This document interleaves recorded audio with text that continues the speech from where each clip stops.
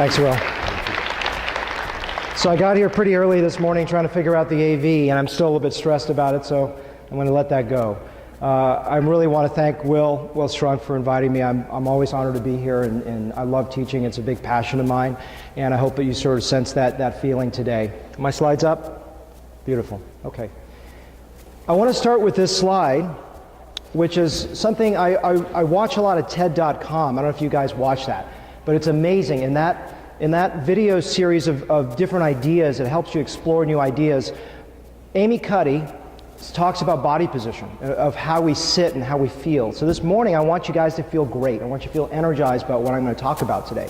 So I want you guys, without hitting your neighbor, try this out. Open up your arms wide as you can, and give me a big smile. Lean your head back. Does that change your DNA? Does that feel a little different? Do you feel ready to receive now? It changes, right? And I heard that if you guys have kids out there, anytime your kids start fighting in a car, just have them do that. They'll stop fighting. I don't have kids yet, but this is what I hear. So the other part of this slide, and you're going to see the slide appear again, is about female empowerment, because, you know, we all know about male empowerment, but you guys mostly are females. I'm sorry for the men out there. But the goal is to make you guys feel empowered to succeed. And so a large part of this talk, after I talk about how I see the world, that will help you see the world differently, is also going to get you there so that you can think like a business owner, which I think is going to be fun. The next slide, before we get started, is a 10. So I want you guys to be engaged. Are you guys engaged today? All right. So I want you guys to have a 10 out of 10 focus. I'll stay on time. We're going to be about 25 minutes to 30 minutes. This partnership is an easy one. What are we going to talk about? Are we going to talk about just me? Are we going to talk about you? We're going to have both of us. But I think it's important for you to understand what I do, and I think it's important for me to understand what you guys do. So I'm going to stay here and listen to you guys too, and get some ways to see the world differently. And when we see the world differently, what happens? We change the world, right? I can't live my life without this thing. I mean, it's ridiculous. I even feel naked right now for a few minutes off my body. And if we see the world differently, things change around us. So are we that different? You know, what can we do to get us together? Is it just skin? Is it just the skin? Well, I don't want to talk about mechanics. I want to talk about vision, because I'm a vision person. I want to talk about how we see the world. And when we do that, I think you're going to be surprised that we can see the world very similarly. And so we're going to talk about vision and seeing things. Am I here to teach you how to treat skin? No. That's what you're here to teach me. But I'm going to have you understand what I do from the context of how skin can be seen differently from my vantage point. And I'm excited to talk about skin in a different light, in a different, no pun intended, but maybe a pun intended. So you'll hear what that means. What is important? What is important is blink, right? A lot of times women come to me and they'll look at a small little line or something like that, and they want that change. And I appreciate that. I probably can help it, sometimes I can't. But what I can do is change the way that socially, professionally we engage with ourselves. Because in a blink of an eye, don't you judge your girlfriend, your significant other, your colleague. I want to change that blink. Malcolm Gladwell talks about in a nanosecond we judge each other. And so how do we do that? We're going to talk about different parts of how to see the skin, which is light and shadow, and volume and shape, all these crazy things that do have a profound impact on the skin. And when it has that impact on the skin, it makes you guys look better, right? The old Vidal Sassoon idea, if you don't look good, I don't look good. Maybe I'm dating myself. But that's the idea of blink, okay? But do we want to look like this? No, that's our great fear. We're going to look fake. And that's a blink, right? In a blink of an eye, you go, my God, I don't want to look like that person. That looks weird. So Nancy Etkoff, in another book that changed my thinking called Survival of the Prettiest, she's a Harvard psychologist, and I heard her speak last year in DC, and she talks about how babies, in a blink of an eye, will register beauty. They look at a more attractive face. And mothers, when they take care of little ones, you're not going to like this, will engage more looking with a beautiful child rather than engaging them with a child that's not as attractive in a sort of activity-oriented thing instead of a visual-oriented thing. We're visual people. And my goal is to change the way that you see faces and how you see skin. So is gravity the big thing, right? We talk about gravity. Everything is sagging. Doc, look at this. I call the two-finger rule. Pull back. Don't I look better? And I'm going to challenge you and say no. There's a guy, a friend of mine out of LA, Val Lambros, who looked at faces in their mid-60s and superimposed them over their own digital photos in their mid-20s, and he rigorously compared it, because if you have sloppy comparisons, garbage in is garbage out, but when they're rigorously controlled, you can find out, does gravity exist? Because in an a priori fashion, we say it's all gravity, right? We do this, doc, come in, give me a brow lift. But I want to challenge you that gravity is not as much of a component except in the lower face. In fact, he found almost no gravitational impact in the mid to upper face. So how do we read youth? We read youth through light and shadow, through shape, through transitions, through bone exposure, through the way that we see things in a blink is all those little pieces together. That's how we see it. And sometimes we probably feel like Nick Nolte on a bad night out on a bender, right? Why do we look that way? The reason is we have to understand how light works on the skin. So how does light work on the skin? Except with the flash photography, it's top down, right? It goes top down. If we're inside, if we're outside, it's top down. So if you think of your face more in terms of a balloon rather than gravity, it deflates. And so when we lose that elasticity and that volume collapses inward, then we don't have that vibrancy of light. Because why? Because light is shining down and it doesn't bounce. When it bounces, we see youth. And I'm going to show you some photos to have you understand that. So the same thing applies to the face, right? On the face, that's how we appreciate light. And when light shines on skin, the skin looks better. So let's take a look at this photo of Sharon Stone over a period of 20 years. If you look at her, you would think, oh, she has really gravity. Okay, yeah, you see some skin changes. Yeah, you see maybe some volume loss, but maybe it's all gravity. But take a look very, very carefully at her brows. They're not lower. They're not lower. Her skin on her right, your left, over here, has come down a little bit, but on the other side it's gone up. Well, wait a second, then what the heck is going on if that is not gravity? Look at it.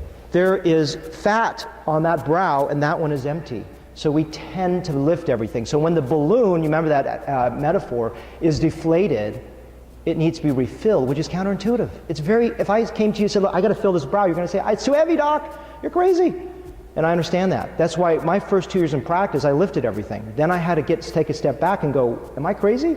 This doesn't make sense. Because we have to look at it through a new paradigm today of skin. So we talked about volume. In youth, if we are a grape and we become a raisin, should we stretch it into a pea? We see a lot of peas walking around. I think the epicenter is Highland Park. And so this is an area that we don't want to do. We need to reinflate it to the point where it looks good. But do we really want to be that inflated? Do you see these people with these massive chipmunk cheeks walking around that look ridiculous? No, we don't want to look that way. So we got to understand artistry. We've got to understand taste. We've got to understand design. And so this is an example of my analogy is that when we are youthful, we're too full. And then a lot of women, when I ask them when they thought they looked the best, they usually don't tell me 18, they tell me 30, because they're usually too full at a very young age. And so I fill it to an appropriate level. So this is the concept of volume loss. And that volume loss impacts shape, and shape impacts the way you see skin and aging. So here is a brief synopsis where that 30-year-old is really more of an oval. And that oval for me is the configuration that I ultimately design when I work on faces. Yes, design. And that shape is how we read faces, how we read skin. And so oval is what I want you to focus on. This is a lady that was on TV last week with me, Katie, at 35 years of age, and this is all done with some fillers and some Botox. So I shaped the face to be more elegant, okay? And you can't tell what I did.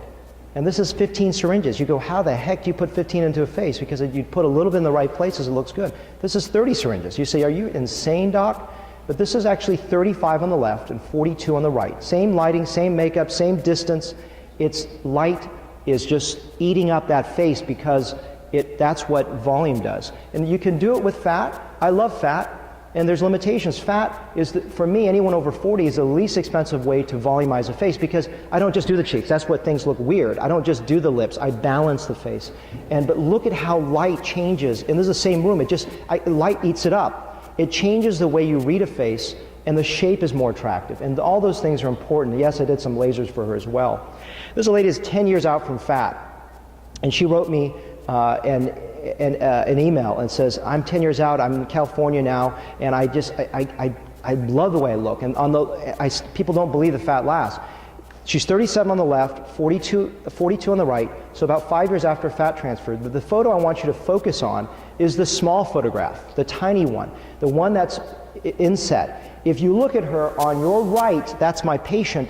The one on the left is her identical twin sister who doesn't believe in any treatments. No skin therapies, no Botox, no fillers, no fat grafting, no facelifts or anything. But look very carefully. If you look at both of them, your brain automatically says, wow, the one on your right looks more attractive. So let's pretend you're the plastic surgeon for a moment, and you're going to engage with the lady on the left. And you're going to make her look better. You probably think she needs a brow lift, not a big, fat, horrible brow lift, not a big, ugly lip, not a jacked up looking facelift. And maybe the folds a little bit filled, right? Doc, can you do those folds? I want you to see an interesting thing. Her folds are the same as her sister's. Her lips are actually painted a little bit bigger, and her brows are slightly higher. So wait a second, it's not those things. It's the way that our blink effect looks at light and shadows in the skin that makes you think differently. So it's the outer cheek that's absent. It's the temple and brow that's hollow. And it's the anterior chin that's hollow, things that you don't come in to ask me about. But it changes the way you read that blink. So if you go back and look at her when she was 32 as a model, you can see 10 years later, you still have that resonance, that same blink effect. So I want to change the way you see blink. So does fat last? Yeah, I use a different model. I use the world of hair restoration, which I do a lot of. And if you think of it like a graft, then the fat, my mom here is 6 years out, 70-some years old, won't mention exactly, but she's almost 6 years out from fat. I did one syringe of touch-up about a month ago, and that's it. And the fat survives and lingers because it's like a hair transplant. It has blood supply. You wouldn't say, hey, I put a skin graft on and it dies a year later. No, of course, once the graft survives, it survives. It's a question of quality of application, okay? A Ferrari is not a Yugo. They're two different cars. So if you say all fat grafting is the same, it isn't. You have to rethink how it works. I know we talk a lot about stem cells, but I'm always careful of throwing out marketing terms, so you're not going to hear a lot about that today. But fat grafting is not perfect. It gets you to a better skin to a certain level, like this photo, but it only gets you 80% because it's imprecise. It's a graft. It's not going to all survive. It's not going to knock out little wrinkles. If you want that, it's not going to work. But it changes the way you read the blink. If you look at this 53-year-old on the left and right, she looked softer. But then I came back, did a couple syringes of fillers, and just micro-finessed it, just made it just a little bit better. And that's how I use fillers for someone over 40-some, unless they don't want a fat graft. And this is beginning to end. I want to briefly talk about Botox, not because I want to promote a product, but because I want you to think differently about the skin. So I want you to change your brain, maybe turn upside down on this one. So the best way to think about it, we focus so much on skin, and we think skin just needs creams and needs good peels and needs lasers and needs products. Totally agree. Absolutely. Needs good diet, needs good sun avoidance. Absolutely. But think of your skin like a shirt. If you wear this blue shirt, for example, every single day for 10 years, it doesn't matter how much you starch it, iron it, or clean it, it's going to get destroyed. Botox stops the movement, so it's long enough that your skin will heal. So it's a powerful healing agent if you give it the opportunity to heal, if it's done well. And so that's what makes your results look better, is when the skin looks better. And that's what I want to encourage you, is that to understand Botox in a different light, which is consistency on the front end, will allow the skin to heal. And that's, for me, a major mechanism to understand how I can make a skin look better. So I also liken it to exercise. If you exercise, you're way overweight, and you lose all the weight, you don't have to work out as hard. So people always say, is this for the rest of my life? Well, yes, just like brushing your teeth, but the investment you make on the first 1 or 2 years profoundly heals your skin. Here's an example. Here's a 61-year-old Korean lady who did Botox for about 3 years, about every 3 to 5 months, and then she stopped for an entire year, came back and says, my God, I'm in danger, it looks terrible. I said, no you don't, you look great. You said, is all that done with Botox? You mean even the pores and the texture? Yeah. It changes it because it heals all the cellular nature of the pores, the smooth muscle, and the skeletal muscle. So I look at it this way. It's an evolution toward healing and getting that skin toward healing. So I want to change the way you think about skin today from my vantage point, and maybe that'll help you understand how to work together in that partnership. So enough about me. Let's talk about you. But that partnership is something that, instead of talking about, okay, how am I going to refer to you? How are you going to refer to me? I'm going to talk about how to develop your business. And your business is going to be something that's very similar to mine, because I want you to think sort of the way I think, if you will, because that's the only way I think. I can't think like anyone else. But you can take the pieces from what I say and love it, or take the pieces that don't match and throw it away, and that's fine. That's what I do with talks. So we first have to talk about vision, the big vision, right? Think about where you want to be in life, personal, professional, everything. The first 1 year, 5 years, and 10 years. I'm part of an organization I'll talk about in a moment called EO, Entrepreneurs Organization, and it's helped me change my DNA. It helped me think differently. And an exercise I did in this organization was called a hot pen exercise. I encourage you, all of you, if you have some time this afternoon or tomorrow, sit down for 20 minutes, take a sheet of paper out, and start just writing your 1 year vision. Just don't stop. Just keep writing. Keep writing. Where do you want to be? And then sit down another 10 minutes and write your 5 year vision, then your 10 year vision. And you'll see, you write into your hand cramps, and it helps you crystallize where you want to be. Because if you don't know where you want to be, how do you get there, right?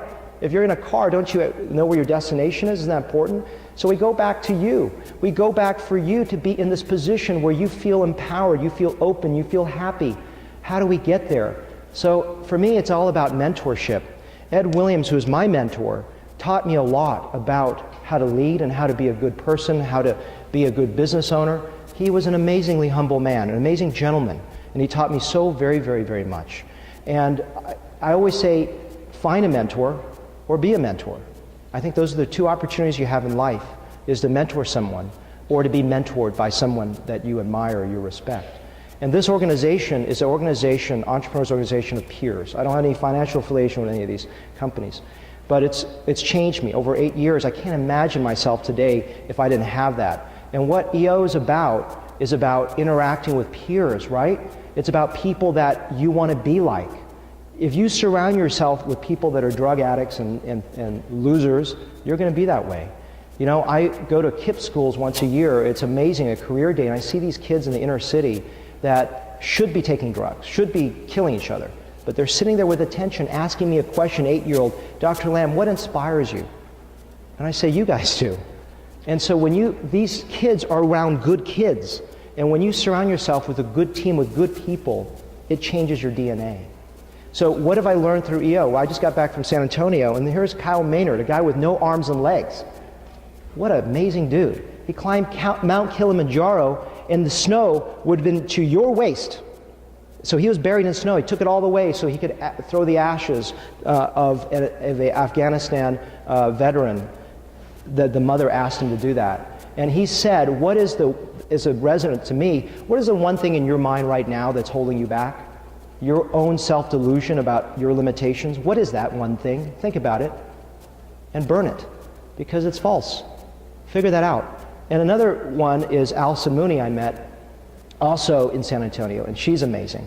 And Allison has a book called Press Your Right Buttons, and it's about understanding our quadrants. I don't have time to go through all this, but it's about how we interact with each other, because I'm a big vision guy. If you come and sit to me and you're talking about A, B, C, D, E, I'm not listening to you. Give me the big picture, give me the bottom line. And so we have to understand how we interact with each other, or we can get frustrated in our interactions. For me, a large part of my education is books. I'm not going to go through all the details of these books. In fact, at the end, I'll have my email if you want to ask me, hey, what are all those books you threw out at me? I will help you go through it. So I can't give you a Cliff Notes version of all of them. But I want to start with leadership. You know, as an Asian male growing up in Texas, I didn't feel empowered at all. I felt disempowered, disenfranchised. But the difference is I've grown and I've had great mentorship. So I want to encourage you to get to the point where you guys can be leaders, because I believe leaders lead leaders.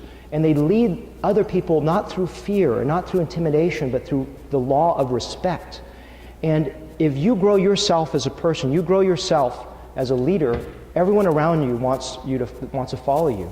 And so that's so important, and I encourage you, out of all the books I'm going to show you today, all of them, just if you have time to read one of them, just one, it's this one. The one on the left, 21 Irrefutable Laws of Leadership, and all his books are fantastic, John Maxwell. And the other thing is important is, are we competing in a red ocean? I think differently. What is your unique selling proposition? What makes you different? What is your vision? Why are you different? I just talked about fillers and Botox, something really common and easy and silly, right? Anyone can do it. But I think differently. I think like an artist. I try to offer difference. What are you doing differently? Oh, what is your blue ocean? With blue oceans, there's no competition because you're the only one doing something unique. So I challenge you to find your blue ocean. Great by Choice. I love all Jim Collins' books. And this is about surviving in turbulent economies. It's about fanatical discipline. It's about empirical creativity, which means you're creatively thinking things, but you're not doing some, $50,000 experiment. You're doing little tests to see where you can go with things and getting better. He calls it bullets instead of cannonballs. Throw little bullets out, and if that works, go to that one, go to this one, and keep on building. And Jim Collins is a brilliant, brilliant business thinker. I love Steven Siebold. My mentor told me to read about him, and it's great. And this is just, I won't summarize all 177 points, but the point of this is to change your thinking. It starts here actually, and then it goes to here. If you think like a world-class person, you will think and act differently. If you think middle to low class, I'm not talking about money, I'm talking about mentality. Do you think like a champion every day? Or do you think like someone that is barely surviving? If you think that way, you will barely survive. The marketplace is bifurcated today. It's either wealthy or poor, right? But that's not the way you look at it. The same person that's shopping at Costco is shopping at Neiman Marcus. But if you're in the middle rung, you're not going to survive. You have to be either discounted or very, very high. I want a couple books about meaning. That's not on here is Simon Sinek's Start With Why. People don't buy what you do, they buy why you do it. Profound. Apple computers. I say, hey, I use Apple because of the cool design. No, I buy Apple because I want to be cool. Okay? And that's the lie that we tell ourselves. It's truly getting into the why mentality. Okay? And Dan Ariely's books are fantastic. Again, I'll give you this list. I'm not expecting to write all this down. But Dan Ariely's books are about meaning. Do we have meaning in our life? Do we have meaning in what we do on a daily basis at our job? And that's so, so very important. The 4 agreements are critical. Be impeccable with your word. Are you gossiping every day about other people? Be clean without sin, which is impossible for any person, but it means just to be clean. Don't take anything personally. Someone said something to you. Do you digest that and eat it up and it kills you? Don't make assumptions. We make too many assumptions about one another, right? We say that person did this and therefore I can't talk to her. And do your best. Look, I can't be a perfect speaker. I probably made 50 flubs, doesn't matter. But my goal is to do my best up here and give you 100% of my energy, 100% of my passion. You take it or leave it. We have to be happy. And how do we get happy? One of the parts of this book talks about Michaela Csikszentmihalyi, a Hungarian, I think, psychologist who talked about flow. And flow is about getting in the moment. Right now I'm in my flow. Nothing is happening outside of my world except right here. How much do you get in your flow when you're at work? Are you in your flow? If you're not, get out of your job and change it. And when you get in a flow, it means you're constantly tweaking up toward mastery. You never achieve it, you just get better and better. I love this book too. It's about how we care and connect with one another. It's, do you give a personal touch, or are you just a good mechanic at work, right? You need to connect with people, and this is a great book of little pearls of how to do that. You go back to Blink. How are we connected? All of Malcolm Gladwell's books are great. And the last book I want to show you is the 22 Immutable Laws of Branding, and all of Al Ree's and Laura Ree's books are fantastic. It changes the way that you put yourself in the marketplace and how people perceive you. And the last quote I want to leave you with, but I have a few more things to show you, is by Steve Jobs, whom I worship in terms of what he has in his vision. And this is from a Stanford address, 2005. I'll read it to you. You've got to find what you love. Your work is going to fill a large part of your life, and the only way to be truly satisfied is to do what you believe is great work. And the only way to do great work is to love what you do. If you haven't found it yet, keep looking. Don't settle. So I bring you back to here. And I asked yourself, how do you see yourself? Do you see yourself like this, or do you see yourself like Amy Cuddy shows like this? How do you go to work every day? What's your vision of yourself? Unfortunately, this is not very smooth. I got to move out to mirror mode to show you these two videos. And so, as I introduce these two short videos, I want to talk about the concept that we are what we believe, and we are how we see the world.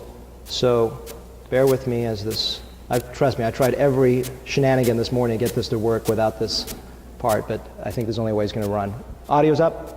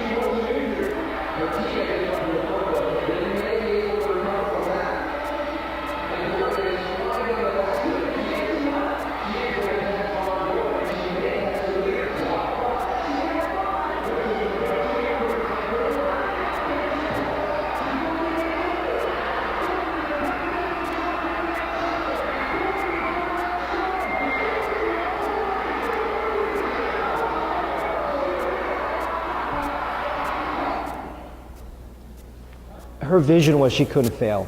She didn't see failure. If you set your eyes on failure, you fail. This is about, I want you to remember that video whenever you get in a tough situation. That day just didn't go well for you. Remember that woman. This is a 600-meter race. I mean, she fell. There's no way we could say that she should have won, right? Roger Bannister in the 1950s, he said, 4-minute mile, you break that limit, your heart will explode. He said, no, I'm going to break that 4-minute mile.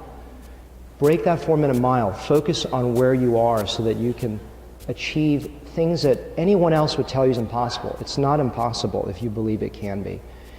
But are you just on this adventure by yourself, this journey by yourself? No, it's a team.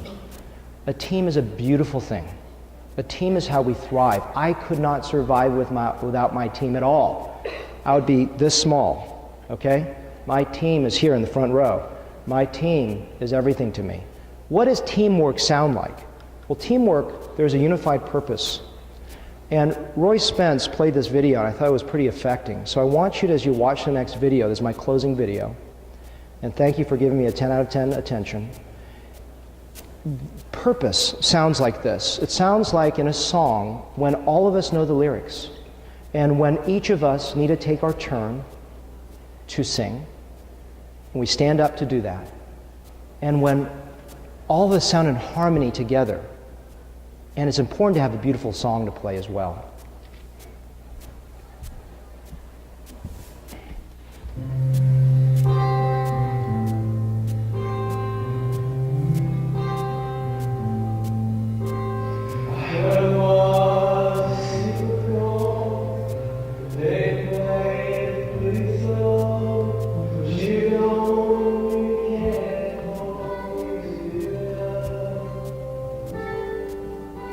We go like this.